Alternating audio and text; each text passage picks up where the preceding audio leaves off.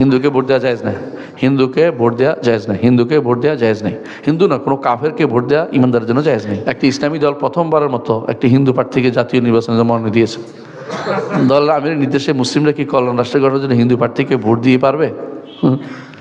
হিন্দুকে ভোট দেওয়া জায়েজ না, হিন্দুকে ভোট দেওয়া জায়েজ নাই, হিন্দুকে ভোট দেওয়া জায়েজ নাই। হিন্দু না, কোনো কাফেরকে ভোট দেওয়া ইমানদারের জন্য জায়েজ নেই।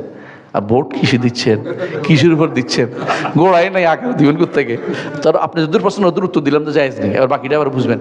এমনিতেই আমরা এই সমস্ত ভোট থেকে কোনো উপকৃত হই না। আমরা কি করে দূরে থাকি, কারণ এগুলি আমাদের কোনো উপকার আসে না। আউযুবিল্লাহ। এগুলি ভোট দেওয়ার অর্থ হচ্ছে আপনি কিসে প্রমোট করতেছেন? কুফুরিকে প্রমোট করতেছেন। আপনি বোঝা উচিত এদেশের মানুষের অন্তরের ভিতরে রন্ধে রন্ধে কুফুরি ঢুকে আছে, শিরিক ঢুকে আছে, আর আপনি এদের প্রমোট করতেছেন কি জন্য? আপনি সরাসরি বিরোধিতা করবেন। যারা যারা ইমানের কথা বলে, ইসলামের কথা বলে, তাদের ভোট দিব না।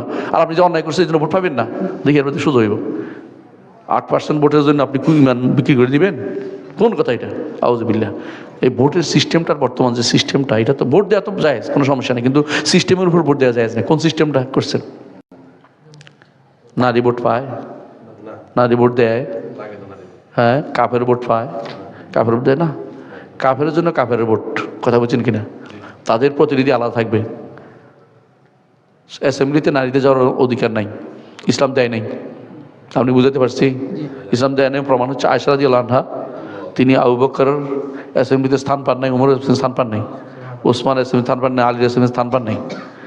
আয়েশা রাদিয়াল্লাহু আনহা ছিলেন উম্মতের মধ্যে যার অবদান যত বেশি, তিনি হচ্ছেন আয়েশা রাদিয়াল্লাহু আনহা। তারা প্রয়োজনে তাদের কাছে যেতেন, বাসায় গিয়ে বলতেন, মা এটার খবর কি, এটা জানি না, বলেন কি। তো তিনি কোনো একটা খবর দিতেন, কিন্তু তাই বলে অ্যাসেম্বলিতে টেনে আনেন নাই। আর আমরা এখন ওইগুলি চলে না কি মনে করতেছেন? মানে আপনার অন্তরের মধ্যে ইমানও এখন ঠিক নেই, কথা বুঝেন কিনা? যারা মনে করেন এখন কি আর নারীর ঘর রাখতে হয় নাকি, তারা এখন ইমান ঠিক নেই এখনো।